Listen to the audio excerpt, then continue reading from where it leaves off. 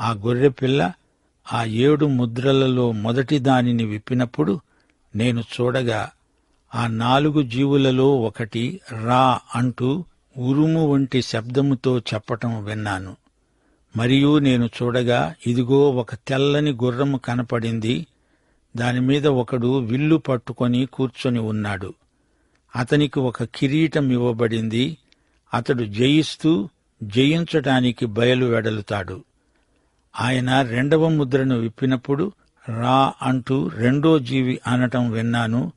అప్పుడు ఎర్రనిదైన వేరొక గుర్రము బయలు వెడలింది. మనుషులు ఒకరినొకరు చంపుకునేటట్లు భూలోకములో సమాధానము లేకుండా చేయడానికి ఈ గుర్రము మీద కూర్చున్న వానికి అధికారం ఇయ్యబడింది. మరియు అతనికి ఒక పెద్ద ఖడ్గము ఇయ్యబడింది.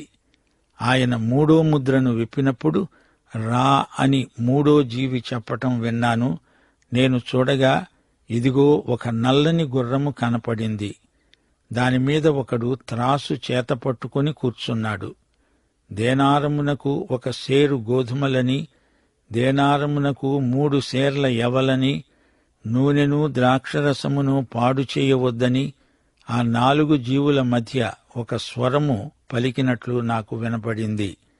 ప్రియ శ్రోతలు వింటున్నారా? 6 నుండి 18వ అధ్యాయం వరకు రాబోయే మహాశ్రమలు వివరాలతో వర్ణించబడ్డాయి. 6వ అధ్యాయంతో ప్రకటన గ్రంథంలో ఒక కొత్త దర్శనం ప్రారంభమవుతుంది. 4వ అధ్యాయంతో పరలోక దృశ్యం మొదలైంది. యోహాను పరలోకానికి ఎక్కిపోయాడు. సంఘం 24 పెద్దల ప్రాతినిధ్యంలో మనకు కనిపించింది. సంఘం ఇక్కడ భూమి మీద లేదు, అక్కడ క్రీస్తుతో ఉంది. ఎత్తబడిన సంఘానికి 24 పెద్దలు సంకేత రూపమని మనము గ్రహించాలి. సంఘం అనే మాట మళ్లీ వినిపించదు. 22వ అధ్యాయంలో సంఘానికి ఆహ్వానం అంటూ నేటి సంఘానికి పిలుపు మాత్రం ఇవ్వబడింది అంతే. ప్రకటన గ్రంథ ప్రవచనాలలో ఒక క్రమం పాటించబడింది. 2 పేతురు 1వ అధ్యాయం 20వ వచనం, ఒకడు తన ఊహను బట్టి చెప్పడం వలన లేఖనములో ఏ ప్రవచనము పుట్టదని మొదట గ్రహించుకోవాలి. ఈ సూత్రం ప్రవచనములన్నిటికీ వర్తిస్తుంది. ప్రవచనాలకు ఎవరికిష్టమొచ్చినట్లు వారు వివరణ చెప్పటం సబబు కాదు. ప్రవచనాలు బైబిలులో ఎన్ని ఉన్నా వాటిలో పరస్పర వ్యాఘాతం ఉండదు. ఒక ప్రవచనం మరొక దానికి వ్యతిరేకంగా మాట్లాడదు. ప్రకటన 1వ అధ్యాయం 19వ వచనంలో ఈ గ్రంథ క్రమం సూచించబడింది. నీవు చూచిన వాటిని, ఉన్న వాటిని, వీటి వెంట కలుగబోయే వాటిని రాయి అన్నాడు ప్రభువు. మహాప్రధాన యాజకుడైన యేసుక్రీస్తు యొక్క మహిమ దర్శనాన్ని యోహాను చూచాడు. దీపస్తంభాల మధ్య సంచరిస్తూ దీపమేదీ కొడిగట్టకుండా చూచే పర్యవేక్షకుడే ప్రభువు. ఉన్న వాటిని అంటే 7 సంఘాలు, వాటికి ప్రభువు ఉత్తరాలు రాశాడు. పెంతెకోస్తు నుండి ఆయన రెండో రాకడ వరకు సంఘాలకు ఉత్తరాలు రాసినవాడు ప్రభువు, అనగా యోహాను చేత రాయించాడు. మేడగది నుండి మధ్యాకాశం వరకు సంఘాల స్థితిగతులను ప్రభువు సమీక్షించాడు. ఈ లోకంలోని సంఘ చరిత్ర అంతా ఆ ఉత్తరాలలో ఉంది. 4వ అధ్యాయం నుంచి జరగబోయే సంగతులు పరలోకం నుండి ప్రభువు చూపుతున్నాడు. 4-5 అధ్యాయాలలో మనము యోహానుతో కలిసి పరలోకంలో సింహాసన దృశ్యం కన్నులారా చూచాము. యూదాగోత్రపు సింహమైన యేసుక్రీస్తు తీర్పరిగా కనిపించాడు. ఆయన గొర్రెపిల్లగా రక్షించాడు. సింహములాగా తీర్పు తీరుస్తాడు, శిక్షిస్తాడు. ఆయన విమోచకుడు. ఈ లోకం మీది ఆధిపత్య పత్రం, అధికార పత్రం ఆయన చేతిలో ఉంది. తీర్పు తీర్చే అధికారం ఆయనదే. ఈ లోకంలో న్యాయాధిపతులకు ఆయనే న్యాయాధిపతి. సంఘం ఎత్తబడిన తరువాత ఈ లోకంలో ఏం జరగబోతోందో 6వ అధ్యాయం నుంచి చూడబోతాము. మహాశ్రమలకు 6వ అధ్యాయం ఆరంభం. 18వ అధ్యాయం వరకు ఇదే అంశం ప్రస్తావించబడింది. 6 నుండి 8 అధ్యాయం వరకు పుస్తకపు ముద్రలు ఒకటొకటి విప్పబడతాయి. మహాశ్రమలు, శ్రమల వెంబడి శ్రమలు. ముద్ర విప్పటంతోటే ఒక గుర్రం కనిపిస్తుంది, హతసాక్షులు కనిపిస్తారు. దేవుని ఉగ్రత దినమొస్తుంది. 7వ ముద్ర విప్పబడిన తరువాత 7 బూరలు వినిపిస్తాయి. బబులోను తిరుగుబాటు దృశ్యం 17వ అధ్యాయంలో మత విషయిక బబులోను, 18వ అధ్యాయంలో రాజకీయ బబులోను. దానితో ఈ లోక దృశ్యం సమాప్తమవుతుంది. ముద్ర విప్పుతూ ఉన్నాడంటే తీర్పు లోకానికి శ్రమ. బూరలు, పాత్రలు వాటి వెంట వస్తాయి. ఈ క్రమాన్ని మనం గుర్తించాలి. యేసే ఈ తీర్పు తీర్చడానికి అర్హుడు, అధికారము గలవాడు. కీర్తనలు 2:9 ఇనుపదండంతో వారిని ఆయన నలగ్గొడతాడు. కొండను పగలగొట్టినట్లు వారిని ముక్కచెక్కలుగా పగలగొడతాడు. సంఘం ఈ తీర్పు కాలంలో ఈ లోకంలో ఉండదు. ఎత్తబడే సంఘంలో ప్రతి ఒక్కరూ భాగమై ఉండాలంటే యేసు ప్రభువు వాక్యం విని ఆయనను స్వకీయ రక్షకుడుగా అంగీకరించాలి.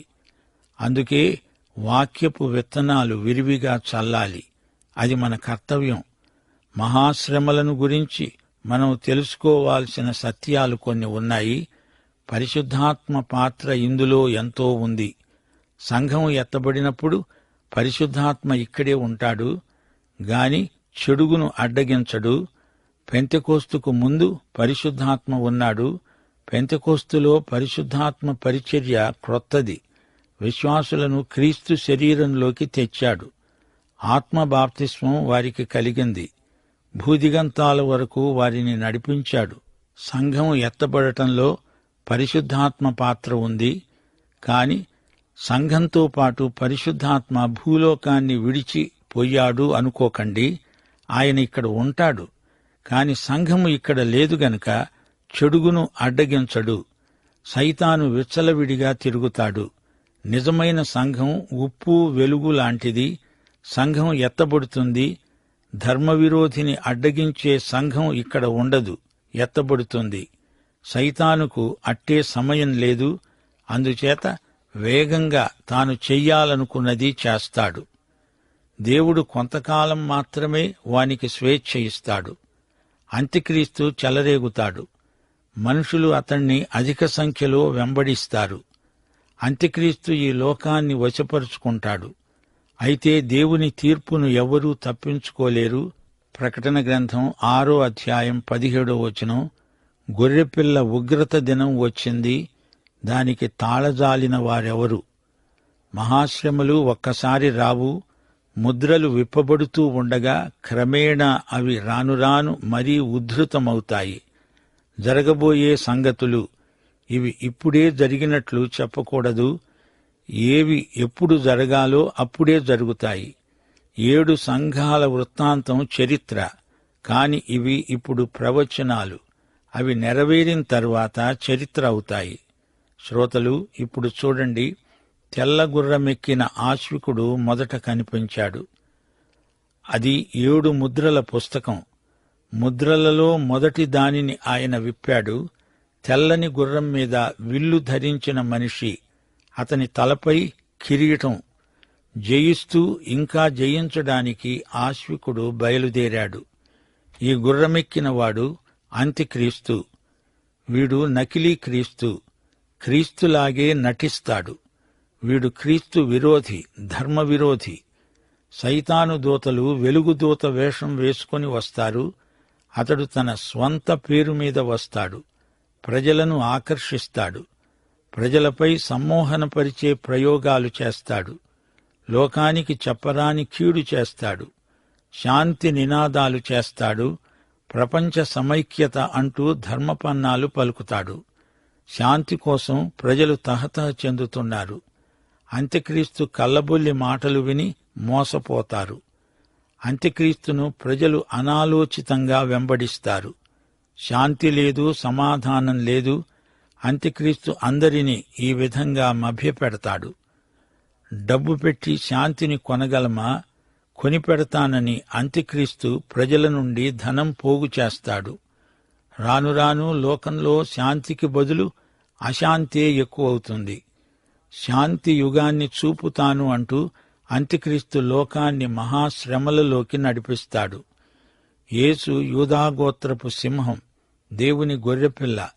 ఇదంతా నిర్వహిస్తూ ఆయన మనకు దర్శనమిస్తున్నాడు. రా అనగానే ఒక్కొక్క ఆశ్వికుడు వస్తున్నాడు. ప్రకటన గ్రంథం 19వ అధ్యాయంలో ఆశ్వికుడు యేసు ప్రభువు. ఇక్కడ ఈ తెల్లగుర్రమెక్కిన వాడు అంత్యక్రీస్తు. వీడు నకిలీ క్రీస్తు. రెండో ముద్ర విప్పగానే ఎర్రగుర్రమెక్కిన రౌతు కనిపించాడు. అతని చేతిలో ఖడ్గమున్నది. ఈ రౌతు హత్యలను ప్రేరేపిస్తాడు. భూలోకంలో సమాధానము అనేదే లేకుండా చేస్తాడు. గుర్రం రంగు ఎరుపు, ఇది మంట రంగు. ఎర్రగుర్రం యుద్ధానికి సంకేతం.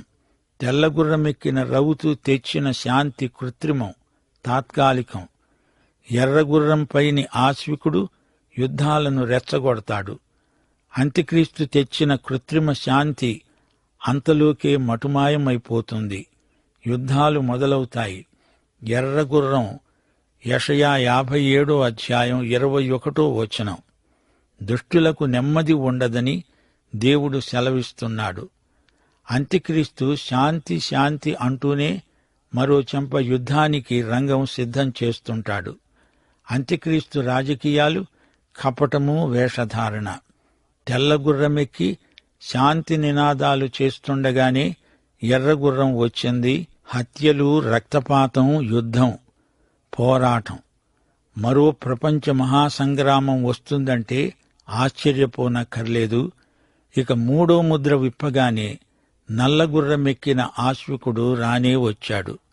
రా రా అనే కంటే పో పో అంటే అది సరైన అనువాదం. యోహానును పైకి ఎక్కి రా అన్నాడు ప్రభువు. ఈ ఆశ్వికులను పో అంటున్నాడు. అవును, రా అని పిలిచాడు, వెంటనే పో అని పురమాయించాడు. అదిగో నల్లని గుర్రం. ఆ గుర్రం మీద ఆశ్వికుడు. అతని చేతిలో త్రాసు ఉంది. దేనారానికి గోధుమలు 1 సేరు, 3 సేర్ల యవలు, నూనెను ద్రాక్షరసాన్ని పాడు చేయవద్దు అనే ఆజ్ఞ. గుర్రం రంగు నలుపు. నలుపు సంతాపాన్ని సూచిస్తుంది. ఇర్మియా గ్రంథం 4వ అధ్యాయం 28వ వచనం. భూమి దుఃఖిస్తున్నది, ఆకాశాన్ని కారు నలుపు కమ్ముకున్నది. మలాకీ గ్రంథం 3వ అధ్యాయం 14వ వచనం. యెహోవా సన్నిధిలో మనము దుఃఖాక్రాంతులం. వారి ఆకారము బొగ్గు కంటే నలుపైనది. వారిని వీధులలో చూచేవారు వారిని గుర్తుపట్టజాలరు. వారి చర్మము వారి ఎముకలకు అంటుకొని ఉన్నది. అది ఎండిపోయిన కర్ర వంటిదయింది. క్షామహతులు భూఫలములు లేక పొడువబడి క్షీణించిపోతారు. ఖడ్గహతులు క్షామహతుల కన్నా భాగ్యవంతులు. నల్లగుర్రం లోకమంతటికి రాబోయే కరువును, మహాక్షామమును చూపుతోంది. యుద్ధాలకు ఫలితం కరువు. ఆహార ధాన్యాలు దొరకవు. సేరు గింజలు 1 దినము కూలి. రోజు కూలి నగదులో 1 దేనారం. ఎంత పనిచేసినా ఆ కరువు రోజుల్లో సగటు మనిషికి కడుపు నిండా అన్నం దొరకదు. నూనె, ద్రాక్షరసం ధనికులు వాడే విలాస పదార్థాలు. నూనె అంటే ధనికులు రాచుకునే పరిమళ తైలాలు. తినడానికి తిండి లేక అవతల జనులు చస్తూ ఉంటే, పస్తులుంటే, తిండికి బార్లీ గింజలు దొరకక ప్రజలు అవస్థపడుతుంటే ద్రాక్ష యవల నుండి మద్యం తయారు చేస్తారు. ధనికులు తమ విలాస గృహాలలో వాటిని వాడుతారు. ధనికులు తమకు కావలసింది ఎంత డబ్బైనా వెచ్చించి తెప్పించుకుంటారు. బీదలు తమకున్నదంతా తెగనమ్మినా గుప్పెడు మెతుకులు దొరకవు. యేసుక్రీస్తు ద్వారా మాత్రమే ఈ సమస్యకు పరిష్కారం లభిస్తుంది. మరెవరికీ ఈ సమస్యను తీర్చే సామర్థ్యం లేదు. ప్రకటన గ్రంథంలోని ప్రవచనాలివి. జరగబోయే సంభవాలు. భయంకరమైన సార్వత్రిక క్షామం రాబోతోందని ప్రవచనం చెబుతున్నది. యుద్ధం, ఆ వెంటనే కరువు. ఎర్ర గుర్రం, దాని తరువాత నల్ల గుర్రం. ఆ గుర్రం మీది రౌతు, అతని చేతిలో త్రాసు. యేసు ప్రభు 4 గుర్రాలను, 4 ఆశ్వికులను ఒకరి వెంబడి ఒకరిని రమ్మంటున్నాడు, పొమ్మంటున్నాడు. శ్రోతలు, 4 గుర్రాలు, ఆశ్వికులు, ఇవి దుష్టశక్తులు, ఉగ్రతా సాధనాలు. జకర్యా గ్రంథం 6వ అధ్యాయం 1 నుండి 8వ వచనం వరకు 4 గుర్రాల దర్శనం ఉంది. తెలుపు విజయానికి గుర్తు. అయితే ఈ తెల్ల గుర్రం అంత్యక్రీస్తు యొక్క తాత్కాలిక విజయం. అంత్యక్రీస్తుకు సైనిక బలం ఉంది. తెల్ల గుర్రమెక్కిన రౌతు చేతిలో విల్లు ఉంది. ఎర్ర గుర్రమెక్కిన రౌతు చేతిలో ఖడ్గముంది. నల్ల గుర్రమెక్కిన వాని చేతిలో త్రాసు ఉంది. వచ్చే పాఠంలో మరో గుర్రాన్ని చూడబోతున్నాము. పాఠం ఇంతటితో సమాప్తం. యేసుక్రీస్తు వారి దివ్యకృప, తండ్రి అయిన దేవుని పరమ ప్రేమ, పరిశుద్ధాత్మ యొక్క అన్యోన్య నిత్య సహవాసము మనకందరికీ సదాకాలము తోడై ఉండునుగాక. ఆమేన్.